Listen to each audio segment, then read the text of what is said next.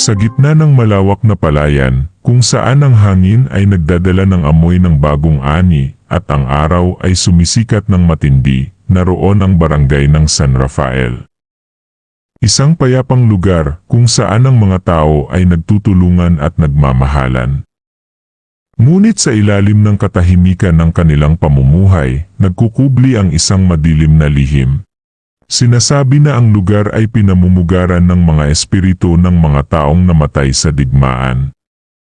Ang mga kaluluwa ay naglalakad-lakad sa paligid ng barangay, naghahanap ng kapayapaan at pagpapatawad. Isang araw, isang bagong pamilya ang lumipat sa barangay. Si Mang Tomas, isang matandang manggagawa sa bukid, at ang kanyang asawang si Aling Marta, ay nagsimula ng bagong buhay sa San Rafael. Ngunit hindi nila alam na ang kanilang bagong tahanan ay may nakakatakot na kasaysayan. Nang unang gabi nila sa barangay, narinig nila ang mga nakakatakot na tunog. Ang mga hagikik ng mga bata, ang pag-iyak ng mga babae, at ang tunog ng mga naglalabanan na kaluluwa ay nagmumula sa gubat. Kinabukasan, nagsimula ng magduda si Mang Tomas. Nakita niya ang mga anino ng mga taong naglalakad-lakad sa paligid ng kanilang bahay. Narinig niya ang mga bulong ng mga espiritu na nagsasabing, "Umalis na kayo. Hindi kayo ligtas dito." Lumabas si Mang Tomas sa gubat at naglakad patungo sa isang malaking puno. Sa ilalim ng puno, nakita niya ang isang babae na nakasuot ng puting damit. Ang kanyang mukha ay puno ng kalungkutan at ang kanyang mga mata ay naglalabas ng apoy. "Sino ka?" tanong ni Mang Tomas.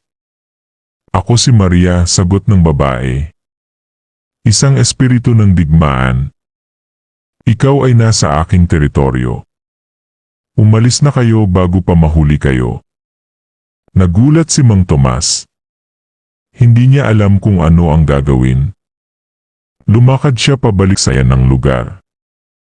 Sinasabi na ang barangay ay dating lugar ng isang malaking labanan.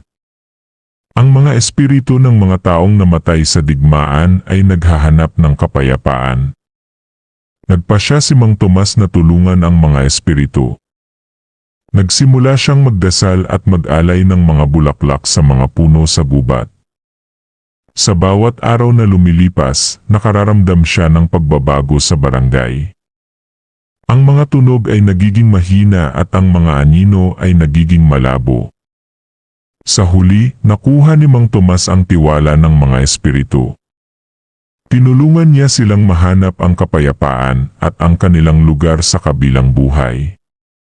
At mula noon, ang barangay ng San Rafael ay naging isang tahimik na lugar kung saan ang mga espiritu ay nakakahanap ng kapayapaan at ang mga tao ay nabubuhay ng payapa.